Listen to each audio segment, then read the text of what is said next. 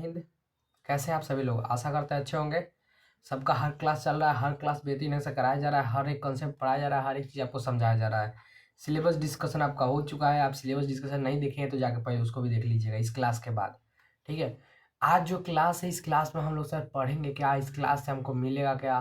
तो बाबू एक बात पहले हमको सीधे तौर पे बता दें कि इस क्लास में हम बस आपको कॉन्सेप्ट कॉन्सेप्ट कराने आए हैं। कॉन्सेप्ट के साथ आपको एग्जाम्पल प्रैक्टिस, क्वेश्चन प्रैक्टिस, हर एक चीज़ कराएंगे। जो आप लोग का 7 मंथ का सिंपल बैच है, से केवल एक पावरफुल बैच आया है, तो उसमें आराम बैच, उसमें हर एक चीज़ आपको पावरफुल तरीके से कराया जाएगा। आपको एनसीईआरटी लाइन बाय लाइन कराएंगे। आपको आलोक का जो ये बुक आता है, आलोक प्रकाशन का ये वाला, ये भी बुक कराएंगे लाइन बाय लाइन, हर एक चीज़, ताकि हर एक क्वेश्चन, हर एक सॉल्यूशन, हर एक एग्जांपल कराएंगे, ताकि जिससे आपका माइंड का जो कनेक्टिविटी है बहुत बहुत बेहतरीन ढंग से बन पाए। और इसको हम सीरीज वाइज लेके चलेंगे ताकि आपको जो एनसीईआरटी से सीखने का मौका मिला है वो बढ़िया से सीखने का मौका मिले। ठीक है। एनसीईआरटी हम लोग को बहुत पावरफुल किताब है। आप लोगों को पता होगा कि हम लोग का जो बिहार बोर्ड का एनसीईआरटी है बहुत पावरफुल है। इसमें बहुत से चैप्टर हैं जो सीबीएसई में हटा दिए गए, लेकिन अभी इसमें है तो ये इसका सीखने का मौका ज़्यादा है हम लोगों के पास। ठीक है। तो चलो स्टार्ट करते हैं हम लोग अपने लेक्चर। एनसीईआरटी सिलेबस में मतलब हम लोग पढ़ना क्या क्या है उसके बारे में देखना है, और आज के लेक्चर में हम क्या क्या सीखेंगे उसके बारे में देखना है। तो हम लोग का जो आज कह रहे हैं पहले उसके देखते हैं, आज टॉपिक टू बी डिस्कशन में क्या पढ़ने वाले हैं।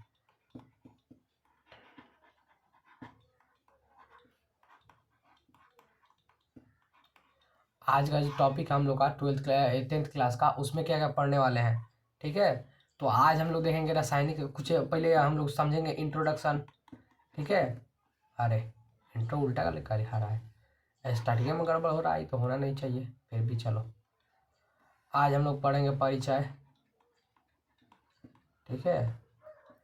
रासायनिक अभिक्रिया समीकरण का परिचय, दैनिक प्रयोग, दैनिक जीवन में कैसे इसका उपयोग होता है, आपको पता रहना चाहिए कि कहाँ कहाँ पे कैसे जीवन में हम लोग का इसका उपयोग हो रहा है, कैसे इसका क्या हो रहा है, जीवन में हमको कहाँ यूज करने को मिलता है। रासायनिक अभिक्रिया कैसे होता है, कैसे पहचानेंगे, क्या होता है रासायनिक अभिक्रिया, क्या होता है समीकरण, इसके कॉन्सेप्ट को, हर एक चीज़ को,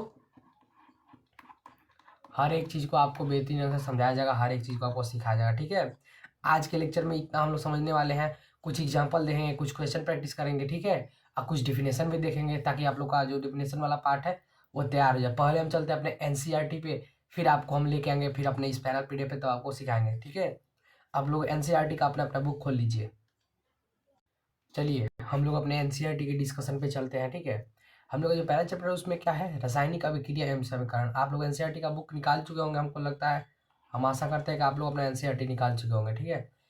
पहला है रासायनिक अभिक्रिया एवं समीकरण। रासायनिक अभिक्रिया होता क्या है? ठीक है। तब चलेंगे हम लोग रासायनिक समीकरण पे।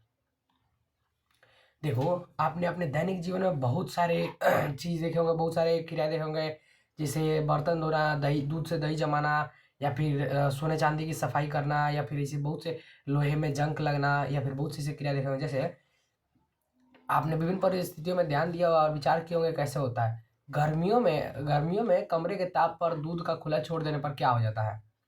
जब कमरे गर्मी के दिन आता है तो आप लोग दूध को खुला छोड़ देते हैं। ठीक है। तो क्या होता है, दूध आपका फट जाता है, फट जाता है ना, उसको गर्म ज़्यादा तो नहीं किया जाएगा, तो दूध आपका क्या होगा, फट जाएगा। क्यों?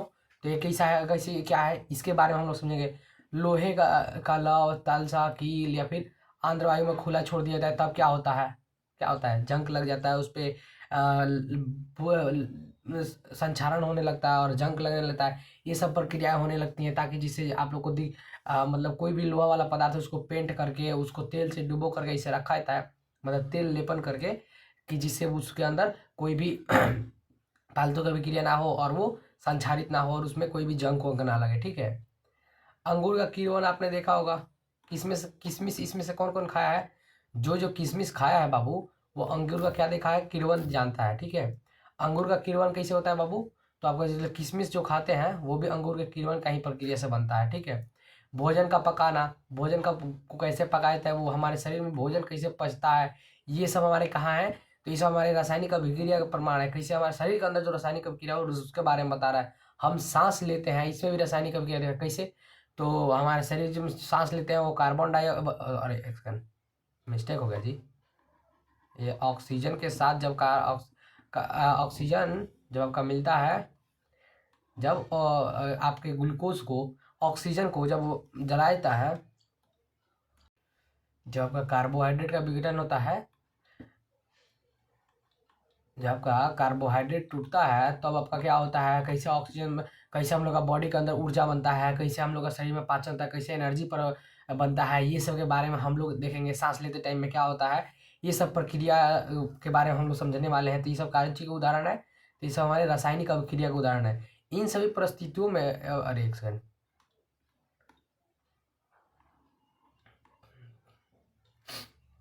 चलो, इन सभी परिस्थितियों में प्रारंभिक वस्तु को की प्रकृति का पहचानना कुछ ना कुछ बदल जाती है। देखो रासायनिक अभिक्रिया होता है ना, उसमें क्या होता है, जो पहली आपकी वस्तु रहती है। अब देखो, आप दूध से दही बनाते हो, तब पहली आपकी वस्तु क्या थी, दूध थी। लेकिन जब उसके बाद बन गई क्या, दही, तो आपकी क्या होती है, पहली वस्तु की जो आकृति है, उसका प्रकार है, उसका जो गुण है, वो चेंज हो जाता है। ठीक है, तो आपकी चेंज होती है। पदार्थ के भौतिक एवं रासायनिक परिवर्तनों के बारे में हम पिछली कक्षाओं में पढ़ चुके हैं। आपने पिछली जो कक्षा है उसमें पदार्थ के भौतिक एवं रासायनिक गुण के बारे में पढ़ लिए हैं।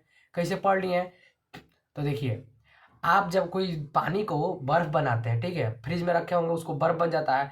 तो पानी जब बर्फ से पानी जब बर्फ बनता है, बर्फ जम जाता है बर्फ के रूप में, तब वो क्या हो जाता है, अपनी अवस्था चेंज कर लेता है। लेकिन फिर क्या बर्फ से वो पानी बन सकता है, हाँ तो बन जाता है। तो बर्फ से जब वो पानी बन जाता है तो कौन सा परिवर्तन है, तो ये आपका भौतिक परिवर्तन है। लेकिन अगर वही आप दूध से दही बना दिए, तो क्या दूध से दही बन गया, वो फिर दही से दूध बनेगा, नहीं बनेगा। तो कैसा परिवर्तन, रासायनिक परिवर्तन। रासायनिक परिवर्तन होता क्या है, तो ऐसा परिवर्तन जो अपनी पुनः अवस्था फिर से प्राप्त ना कर सके। अब भौतिक परिवर्तन में क्या होता है, वो अपनी अवस्था पुनः प्राप्त कर लेता है। तो आपका भौतिक परिवर्तन होता है रासायनिक परिवर्तन के बाद। ठीक है, जब कोई रासायनिक परिवर्तन होता है तो हम कह सकते हैं कि एक रासायनिक अभिक्रिया हुई है। क्या कह सकते हैं बाबू, तो क्या कह सकते हैं, यहाँ पे एक रासायनिक अभिक्रिया हुई है। रासायनिक अभिक्रिया कब होती है, जब कोई रासायनिक परिवर्तन होता है। क्या होता है, जब कोई रासायनिक परिवर्तन होता है तो हम क्या कह सकते हैं कि वहाँ पे कोई ना कोई रासायनिक परिवर्तन हुआ है, तो इसलिए वहाँ पे रासायनिक कोई प्रक्रिया हुई है। ठीक है, अभिक्रिया वहाँ पे रासायनिक अभिक्रिया हुई है। कोई दिक्कत, कोई डाउट नहीं है ना। चलिए अब चलते हैं हम लोग आगे। आप शायद अब चलते हैं थोड़ा सा एग्जाम्पल के बारे में देखते हैं। आप शायद सोच रहे होंगे रासायनिक अभिक्रिया का वास्तविक अर्थ क्या है। ठीक है, कैसे जान सकते हैं कि रासायनिक अभिक्रिया हुई है। ये सब क्वेश्चन आपके दिमाग में आ रहा है कि नहीं आ रहा है, और नहीं आ रहा है तो आना चाहिए, बहुत इंपॉर्टेंट चीज़ है बाबू, दिमाग में ये सब क्वेश्चन आने चाहिए। आप सोच रहे होंगे कि रासायनिक अभिक्रिया क्या है। रासायनिक अभिक्रिया का वास्तविक अरे रासायनिक अभिक्रिया का वास्तविक अर्थ क्या है, एक बात बताओ। आपको आ रहा है ना, सर इसे तो बता दें, रासायनिक अभिक्रिया का वास्तविक अर्थ क्या है, ये नहीं समझा है। रासायनिक अभिक्रिया हुई है, ये कैसे पता चलेगा आपको, कैसे पता चलेगा कि कोई रासायनिक अभिक्रिया हुई है। इन प्रश्नों को पाने के लिए इन कुछ क्रियाकलाप को करते हैं। तो क्रियाकलाप छोड़ो, हम आपको इसे समझाते हैं। देखो, क्रियाकलाप 1 में आपको जिसे बता रहा है कि मैग्नीशियम रिबन को जलाने के लिए वायु में जलाया जाए तो क्या होता है, ये नहीं बता रहा है। तो हम इसको आपको समझाते हैं। देखो, जब मैग्नीशियम रिबन को आप जब जलाते हो तो उसमें से क्या होता है, आपको मैग्नीशियम रिबन को जब आप जलाते हो तो आपको क्या होता है, तो यहाँ पे देख लीजिए, आप जब मैग्नीशियम रिबन को जला रहे हैं, चिमटा से ऊपर के जब जला रहे हैं, तो यहाँ पे एक सफेद लौ प्रज्वलित हो रही है, एक सफेद लौ निकल रहा है। एक सफेद लौ निकलता है, वो क्या होता है, वहां से कार्बन डाइऑक्साइड निकलता है और ऊर्जा निकलता है। तो जब वो रासायनिक अभिक्रिया कैसे होता है, रासायनिक के कुछ प्रमाण के बारे में हम देखेंगे, तो उसमें से सबसे बड़ा प्रमाण क्या होता है कि उसमें से ऊर्जा निकलती है। ठीक है, उसमें से धुआं निकलता है, उसमें से उष्मा निकलता है, ये सब उसके प्रमाण है। उसके बाद हम लोग चलते हैं अपने आगे इस क्रियाकलाप के बारे में। आप लोग क्रियाकलाप से नहीं पूछता है, लेकिन क्रियाकलाप का क्या आप समझ सकते हैं, तो आपको हम क्रियाकलाप के बारे में समझा दिए। ठीक है, चलो, आपने देखा होगा कि चमकदार श्वेत लौ आपने देखा होगा कि चमकदार श्वेत लौ के साथ मैग्नीशियम रिबन का दहन होता है और श्वेत चूर्ण में परिवर्तित हो जाता है। ठीक है, आप जब मैग्नीशियम रिबन को जलाएंगे तो क्या होगा, एक श्वेत लौ, अरे सीटी क्या बज रहा है रे, एक श्वेत बोले तो एक मतलब उजला एकदम, जैसे बल्ब आपका देखो, ये आपका बल्ब दिख रहे हैं, ये आप बल्ब एकदम श्वेत जैसे दिख रहा है ना, तो ऐसा ही श्वेत लव आपको कहाँ से देखने को मिलेगा, उससे देखने को मिलेगा। श्वेत लव एकदम श्वेत लव आपको वहां से निकलता हुआ दिखेगा, आपको एक श्वेत लव आपको, और उसी जब जल जाएगा तो आपको जो राख होता है, वो श्वेत चूर्ण जो होता है, वो आपको देखने को मिलता है। यह मैग्नीशियम ऑक्साइड का चूर्ण होता है। जो चूर्ण होता है वो कैसा होता है, मैग्नीशियम ऑक्साइड, MgO का। ठीक है, मैग्नीशियम ऑक्साइड का आपका चूर्ण होता है। वायु की उपस्थिति में मैग्नीशियम तथा मैग्नीशियम के बीच होने वाले अभिक्रिया के कारण बनता है। वो बनता कैसे है, तो वायु की उपस्थिति में मैग्नीशियम और ऑक्सीजन के मतलब प्रयोग से क्या होता है, मैग्नीशियम वायु की उपस्थिति में वायु की उपस्थिति में ऑक्सीजन तथा मैग्नीशियम के बीच होने वाली अभिक्रिया के कारण आपका मैग्नीशियम ऑक्साइड बनता है। समझ में आया ना? देखो, जब मैग्नीशियम ऑक्सीजन के साथ अभिक्रिया करता है वायु की उपस्थिति में, तो क्या बनता है? आपका मैग्नीशियम ऑक्साइड बनता है। इसको संतुलित नहीं किया है, आप लोगों को संतुलित करना अब सिखाया नहीं है, इसलिए आगे सिखाएंगे, तब हमको संतुलित करके सिखाएंगे। ठीक है, चलो आप देखते हैं आगे हम लोग।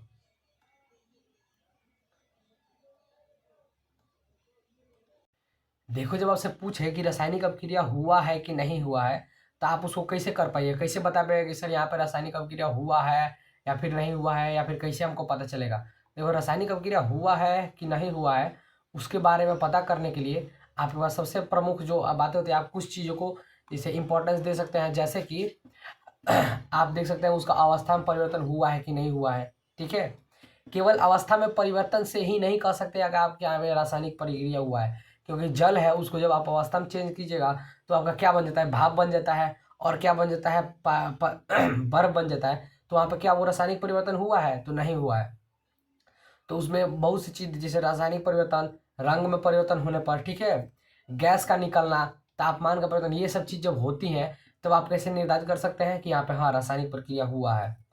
यदि आप अपने आसपास हो रहे परिवर्तन को देखेंगे, तो आप पाएंगे कि हमारे चारों ओर विविध प्रकार की रासायनिक प्रक्रियाएं हो रही हैं। ठीक है, आप एक बार अपने आसपास आग घुमा के देखिए, आप देख रहे होंगे कहीं लोहा में जंग उंग लग रहा है, कहीं आप गेट की तरफ ध्यान दीजिए, आप देख रहे होंगे आपके गेट में हल्का हल्का जंग लग रहा है, उसको सिरे से साफ किया गया, उसे पेंट किया गया है, तो वहाँ पर रासायनिक परिवर्तन से बचाने के लिए किया गया है। आप देखिए, माँ उधर किचन में खाना बना रही हैं, तो कभी सब्जी काट रही हैं, सब्जी काट देंगे, उसके बाद वो सब्जी बन जाएगा, मतलब जो कच्चा सब्जी है वो काटने के बाद बन जाएगा, तो क्या वो बने हुए सब्जी को फिर कच्चा में बनाया जा सकता है? तो वो क्या हो जाएगा? अवस्था में परिवर्तन हो जाएगा, वहाँ पर अवस्था में खासकर परिवर्तन होगा, तब कैसा हो जाएगा? वो एक रासायनिक परिवर्तन हो जाएगा। समझ में आ रहा है ना रासायनिक परिवर्तन कैसे आपके आसपास जीवन में भी हो रहा है? इस अध्याय में हम विभिन्न प्रकार के रासायनिक अभिक्रियाओं और उनके प्रतीकात्मक निरूपण के बारे में अध्ययन करेंगे। ठीक है, चलो इतना तक हम लोग का इंट्रोडक्शन समझ में आ गया। एनसीईआरटी से पढ़ने का मजा ही कुछ और है, समझ रहे हो ना? देख रहे हो कैसे हर एक एग्जाम्पल, हर एक कंसेप्ट, हर एक चीज के साथ समझ में आ रहा है। एनसीईआरटी इतना बेहतरीन ढंग से बताता है। लेकिन एनसीईआरटी हम तुमको पढ़ा रहे हैं, उसके बाद तुमको हम लेके आएंगे वाला जो तुम्हारा फेवरेट जो बुक है उसको। ठीक है, चलो अब देखो, हम लोगों ने जो पढ़ा, जितना हम लोग पढ़े हैं रासायनिक अभिक्रिया के बारे में, हम लोग पढ़ा है क्या? पहले उसको एक बार एक नज़र में देखते हैं। हम लोगों ने खासकर क्या देखा? रासायनिक अभिक्रिया के बारे में देखा हम लोगों ने। निक अभिक्रिया, रासायनिक अभिक्रिया के बारे में देखा हम लोगों ने, उसका परिचय देखा, रासायनिक अभिक्रिया होता क्या है, उससे को कैसे पहचान सकते हैं, घर में कैसे उसको देखते हैं, क्या क्या होता है, उसके क्या परिणाम निकलते हैं, क्या उसके साथ साथ निकलते हैं, तब हम लोग देखेंगे रासायनिक अभिक्रिया। बस अभिक्रिया पढ़ाए हैं, अभिक्रिया में भी पूरा उसका परिभाषा वसन नहीं कराया है, उसका जो प्रकार होता है वो नहीं कराया है। तो आज हमको आपकी रासायनिक अभिक्रिया ही पढ़ाने वाले हैं, और कल आपके सेशन में रासायनिक समीकरण चलेगा। ठीक है, अब चलो रासायनिक अभिक्रिया हम लोगों ने पढ़ लिया एनसीईआरटी के मुताबिक। अब चलते थोड़ा आलोक से और बोलते हैं कि आपका कुछ क्वेश्चन वोश्चन प्रैक्टिस वैक्टिस हो जाए। अब देखो, हमारा जो रासायनिक अभिक्रिया है, उस अभिक्रिया में मैंने कोई जैसे हो गया आपका मैग्नीशियम का, हम जो पहला वाला एग्जाम्पल लेते हैं, जो आपका मैग्नीशियम मैग्नीशियम जब आपका ऑक्सीजन की उपस्थिति में जलाया जाता है,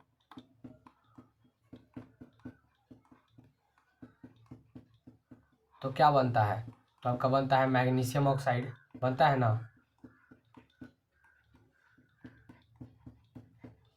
बाबू अभी पेंटे में मेरा हाथ नहीं बैठा है तो राइटिंग अच्छा नहीं हो रहा है, लेकिन थोड़ा सा मैनेज कीजिएगा लो। मैग्नीशियम ऑक्साइड बनता है ना? तो देखो, ये आपका हो गया, और इसमें आप लोग क्या देख पा रहे हैं? कुछ इधर लिखा हुआ है और कुछ इधर लिखा हुआ है। तो देखो, जो रासायनिक अभिक्रिया होता है, रासायनिक अभिक्रिया, उसमें जो तुम्हारा LHS, ये जो तुम्हारा LHS वाला साइड है, और ये तुम्हारा कौन सा है? RHS। आप लोगों ने मैथ में LHS और RHS पढ़ा है ना? पढ़ा है।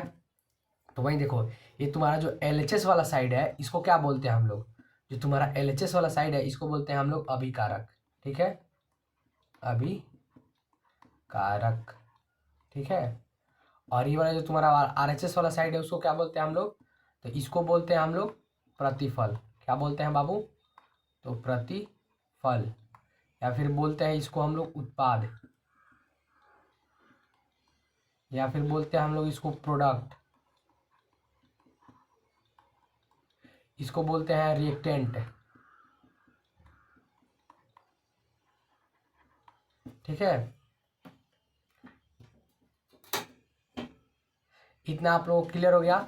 अब समझ में आ रहा होगा कि बढ़िया से कैसे हम लोग किसको अभिकारक बोलते हैं, क्या प्रतिफल होता है, क्या हमारा उत्पाद होता है, रासायनिक अभिक्रिया क्या क्या होती है, ये सब सब कॉन्सेप्ट समझ में आ गया ना। इसके बाद हम चलते हैं आगे। इसका कुछ जो परिभाषा, इस इतने टॉपिक तीन चार टॉपिक पढ़ा है, उसमें से कुछ परिभाषा निकलता है, तो उसको लिख लेते हैं। पहला हमारा परिभाषा क्या निकलेगा, तुम बताओ। पहला हमारा परिभाषा इसमें से होगा कि रासायनिक अभिक्रिया क्या है, यही ना। रासायनिक अभिक्रिया क्या है, तो रासायनिक अभिक्रिया क्या है, एक बात बताओ, रासायनिक अभिक्रिया होता क्या है।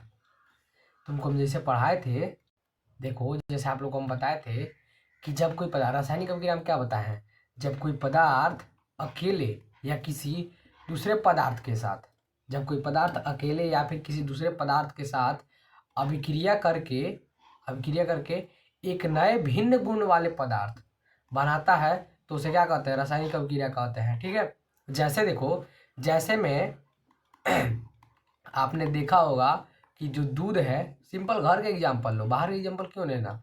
दूध आपका अभिक्रिया करके क्या बना रहा था, दही बना रहा था। तो दूध का क्या है, दूध का जो गुण है वो आपका जल मतलब लिक्विड में होता है, उसका टेस्ट कैसा होता है, उसका दही क्या होता है, दही का दूसरा। अब देखो दूसरा एग्जाम्पल तुम लो, मैंने वो दोनों से अलग अलग गुण वाले थे। अब एक देखो, इसको तुम जानते हो ये क्या है बाबू, ये तुम्हारा हाइड्रोजन है और ये तुम्हारा क्या है, ऑक्सीजन। एक बात बताओ, ये कैसा गैस है, ये एक बहुत ज्वलनशील गैस है। हाइड्रोजन क्या है, एक बहुत ज्वलनशील गैस है, आपका वायुयान में भी यूज होता है हाइड्रोजन गैस, रॉकेट में। ठीक है, देखो हाइड्रोजन गैस क्या होता है, तो हाइड्रोजन गैस आपका बहुत कैसा गैस है, हाइड्रोजन एक आपका कैसा गैस है, तो हाइड्रोजन क्या है, एक आपका ज्वलनशील गैस है। ऑक्सीजन क्या है, तो ऑक्सीजन उसको जलाने वाला गैस है, बहुत ऑक्सीजन मतलब ऑक्सीजन की उपस्थिति में ही नहीं जलता है। तो हाइड्रोजन क्या है, एक आपका ज्वलनशील गैस है, और ऑक्सीजन क्या है, एक उसको जलाने में मदद करने वाला है। एक मारने वाला और दूसरा मरवाने वाला, मतलब मदद करने वाला, मरने वाला नहीं। और इन दोनों के जो योग उससे बनता है वो क्या होता है, H2O बनता है। इसका गुण कैसा होता है, ये तो आग को बुझाने का काम न करता है, बुझाने का काम करता है पानी। ये देखो, ये तुम्हारा हाइड्रोजन गैस है, ये तुम्हारा ऑक्सीजन गैस है, ये तुम्हारा क्या करता है, ज्वलनशील मतलब जो तुम्हारा जलने में मदद करता है, ज्वलनशील होता है, एक दूसरे को मदद करता है। ठीक है, लेकिन इन दोनों के जब तुम्हारा योग से बनता है जो तुम्हारा पानी, वो क्या होता है, वो तो आग को बुझाता है।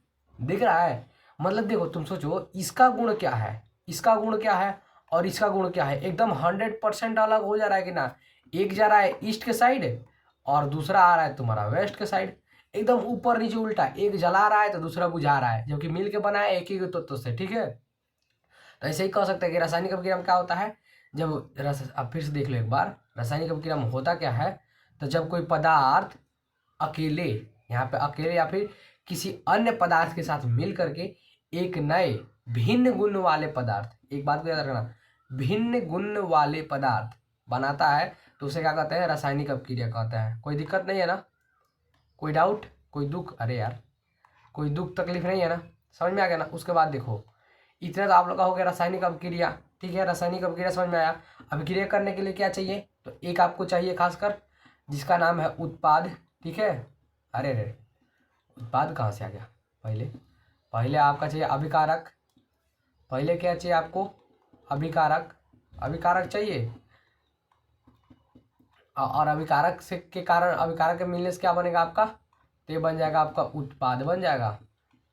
अभिकारक से क्या बनेगा, उत्पाद बन जाएगा। तो अभिकारक क्या होता है, उत्पाद क्या होता है, देखो अभिकारक जो होता है ना, रासायनिक अभिक्रिया में भाग लेने वाले पदार्थ को क्या बोलते हैं, अभिकारक बोलते हैं। ये रासायनिक अभिक्रिया है, जो रासायनिक अभिक्रिया था तुम्हारा, जैसे मैग्नीशियम मान लिए और ऑक्सीजन मान लिए, तो तुम्हारा मिल क्या बना रहा था, MgO बना रहा था। ठीक है, देखो जैसे तुम ये एक अभिक्रिया है, यह एक अभिक्रिया है ना, एक रासायनिक अभिक्रिया है। तो रासायनिक अभिक्रिया में भाग लेने वाले पदार्थ, ये भाग ले रहा है दोनों, तो ये जो दोनों भाग ले रहे हैं, तो भाग लेने वाले पदार्थ को क्या बोलेंगे, अगर रासायनिक अभिक्रिया में भाग लेने वाले पदार्थ को क्या बोलते हैं, तो ये आपका हो जाएगा अभिकारक। ठीक है, और रासायनिक अभिक्रिया के फलस्वरूप बने नए पदार्थ को क्या कहते हैं, तो होता है आपका उत्पाद। ठीक है, अब समझ में आ गया अभिकारक क्या है, उत्पाद क्या है। तो रासायनिक अभिक्रिया में भाग लेने वाले पदार्थ को क्या बोलते हैं, अभिकारक बोलते हैं। और रासायनिक अभिक्रिया के बाद मतलब बने नए भिन्न गुण वाले जो रासायनिक अभिक्रिया के बाद जो नया चीज बनता है उसको क्या बोलते हैं, उत्पाद बोलते हैं। अब अभिकारक और उत्पाद का समझ में आएगा। अब उसका परिभाषा देख लो। वैसे तो हम बता दिए, फिर भी हम लिख के तुमको दिखाते हैं। देखो देखो बाबू लोग का टाइम ज़्यादा वेस्ट ना हो इसलिए हम खुद लिख के दिखा रहे हैं। पहले लिख रहे उसके बाद आप लोग को बता रहे हैं। देखो रासायनिक अभिक्रिया में जो अभिकारक क्या होता है, तो रासायनिक अभिक्रिया में भाग लेने वाले पदार्थ को क्या बोलते हैं, अभिकारक बोलते हैं। ठीक है। और रासायनिक अभिक्रिया के फलस्वरूप बने नए गुण वाले पदार्थ को क्या बोलते हैं, उत्पाद बोलते हैं। आपका ये परिभाषा हो गया। आज हम लोगों ने इसके बाद एक और चीज़ आपका कैसे पहचाने यहाँ पे रासायनिक अभिक्रिया कौन सा हुआ है, क्या हुआ है, कैसे नहीं हुआ है। तो रासायनिक अभिक्रिया जो पहचानने का खासकर उसका तरीका है जिसे हम एनसीईआरटी में बताए थे। रासायनिक अभिक्रिया देखो रासायनिक अभिक्रिया का पहचान के बारे में हम लोगों ने क्या देखा था एनसीईआरटी में, रंग में परिवर्तन, अवस्था में परिवर्तन, अवक्षेप का निर्माण, गैस का निर्माण या फिर ताप में परिवर्तन, इतना चीज हम लोगों ने पढ़ा था ना। अब उसको हम लोग एक एक करके देखते हैं। ठीक है। देखो पहला आपका क्या था, पहला आपका था रंग में परिवर्तन, अवस्था में परिवर्तन। हम सामने बुक रखे हैं जिससे आप लोग कोई भी ऊपर नीचे ना हो। अवस्था में परिवर्तन। ठीक है, परिवर्तन पहला आपका क्या था, अवस्था में परिवर्तन, अवस्था में परिवर्तन। दूसरा आपका क्या था, दूसरा आपका था रंग में परिवर्तन। ठीक है, रंग में परिवर्तन। कौन कौन होली खेला है जी मस्त, बताओ तो हमको थोड़ा कमेंट बॉक्स में फटाफट, किसका किसका होली मस्त और बेहतरीन गया है। तीसरा क्या है, तो तीसरा है आपका ताप का निर्माण। ठीक है, ताप का निर्माण होगा तब भी आप कहेंगे कि सर यहाँ पे रासायनिक अभिक्रिया हुआ है। ठीक है, ताप का निर्माण। चौथा क्या है आपका, तब अवक्षेप का बढ़ना। ठीक है, अवक्षेप जो होता है उसका अगर निर्माण हो रहा है, अरे अवक्षेप जो अगर बन रहा है अवक्षेप, तो उसको आप क्या बोलेंगे, वहाँ पे रासायनिक अभिक्रिया हुआ है, अवक्षेप का निर्माण। ठीक है, अवक्षेप का अगर निर्माण हो रहा है तो समझ रहे हैं कि आप वहाँ पे रासायनिक अभिक्रिया हो रहा है। ठीक है, और पांचवा आपका गैस का निकलना। ठीक है, लास्ट गैस का निकलना।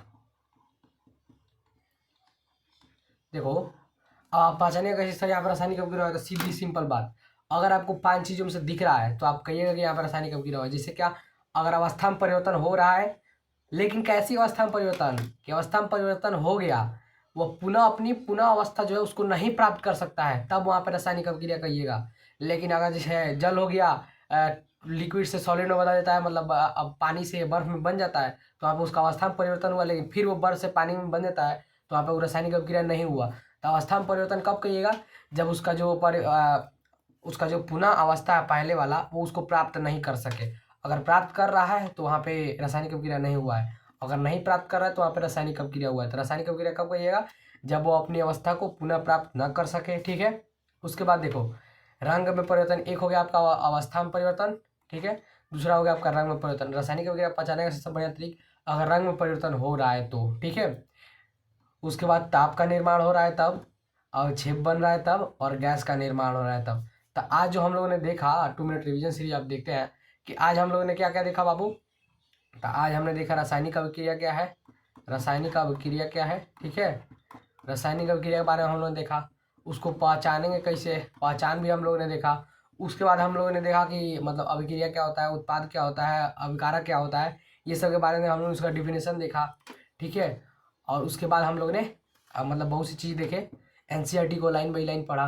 बाबू देखो सिंपल बात इतना है कि आज आपका फर्स्ट क्लास था, तो आज आपको हम ज़्यादा नहीं करा रहे हैं। कल आपका चलेगा रासायनिक समीकरण। ठीक है, उसका परसों चलेगा रासायनिक अभिक्रिया का प्रकार, रासायनिक अभिक्रिया के प्रकार, जिससे सबसे मेन इंपॉर्टेंट कल वाला सेशन और परसों वाला सेशन है, उसको स्किप मत करना।